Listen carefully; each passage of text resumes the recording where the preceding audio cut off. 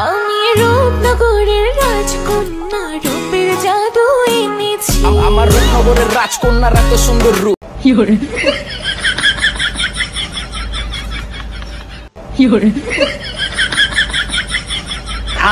আমি বিবাহিত মহিলা পছন্দ করি না।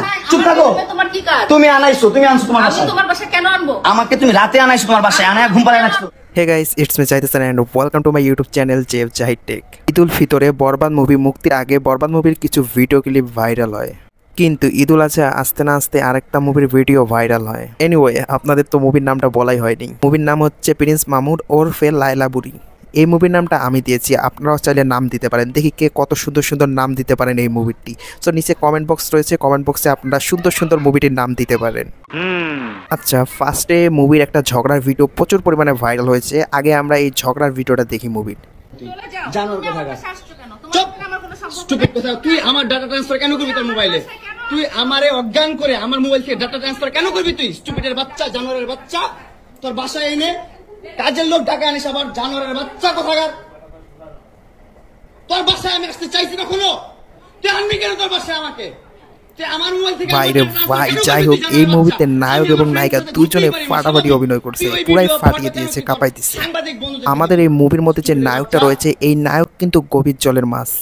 কেন আমাদের এই সুপারস্টার গভীর জলের মাছ জানেন? আমাদের এই সুপারস্টার এবার কট খেলো আমেরিকান নায়িকা অনামিকা ঐশীর সাথে।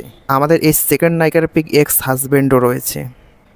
চলুন আগে আপনাদের ভিডিওর মধ্যে দেখে দিই আমাদের অনামিকা ঐশীর হাজব্যান্ড কি বলে। পুরাতন খেলনা আমি সবসময় গরিব মানুষদের ডোনেট করে দিই, এটা নতুন কিছু না। সো থ্যাংক ইউ ভাইরে ভাই, জোস্ট, এটা একটা জোস ছিল। মানে যে কথাটা বলছে পুরাই একটা জোস, একটা চমৎকার কথা বলছে। যে কেউ হইলে এরকম বলতে পারতো না, বাট এটা জোস একটা কথা বলছে। তার এক্স হাজব্যান্ড পুরাই কাঁপাইতেছে। এনিওয়ে, এই মুভিটা যে শুরু হয়েছে, এই মুভিটা শুরু কিভাবে হলো এবং শুরু কে করেছে এবং এটার ডিরেক্টর কে, এটা তো আপনাদের জানতে হবে না। আগে মুভিটার কাহিনীটা আপনাদের বলি কিভাবে মুভিটা তৈরি হলো। সো এখানে হচ্ছে আমাদের বুড়ি আপা, আমাদের লায়লা আপা প্রিন্স মামুনরে ফোন করে বাসা নিয়ে যায়। বাসা নিয়ে গিয়ে প্রিন্স মামুনকে কিছু খাবার খাইয়ে দেয়, কিন্তু সেই খাবারের মধ্যে ঘুমের ওষুধ থাকে। সেটা আমাদের প্রিন্স মামুন আমাদের নায়ক খেয়ে ফেলে। নায়ক খেয়ে ফেলার পর সে ঘুমিয়ে পড়ে। কিন্তু আমাদের লায়লা আপা মানে আমাদের প্রথম নায়িকা কিন্তু খুবই চালাক ছিল, বুঝছেন। সে কী করছে, আমাদের নায়কের আমাদের প্রিন্স মামুনের ফোন থেকে মানে যতগুলো মানে অনামিকার সাথে যেগুলো ছবি ছিল, মারামারির ছবি বা আদার্স যে কোনো ভিডিও বা কিছু বলেন, সেগুলো অনলাইনে ভাইরাল হয়েছে। সেই ভিডিওগুলো আমি পরে দেখাচ্ছি।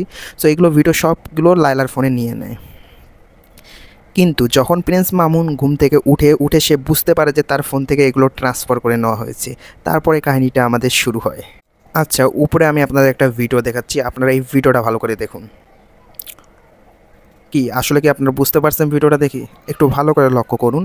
যখন অনামিকা ঐশী প্রিন্স মামুনের সাথে যখন ভিডিও করছিল, তার হাতে একটু লক্ষ্য করুন, হাতে একটা আংটি দেখতে পাচ্ছেন আপনারা। এখন যখন যে মানে মারামারির একটা ভিডিও কিন্তু ছবি ভাইরাল হয়েছে প্রিন্স মামুনের, কিন্তু এখানে ছবিটার সামনে দেখুন একটা হাত রয়েছে, এই হাতে ঠিক সেম আংটি। আসলে বোঝা যাচ্ছে যে আমাদের বুড়ি আপার সাথে প্রিন্স মামুনের আগে যেরকম মারামারি হতো এবং আমাদের সেকেন্ড নায়িকার সঙ্গেও প্রিন্স মামুনের ঠিক একই মারামারি লেগেছে।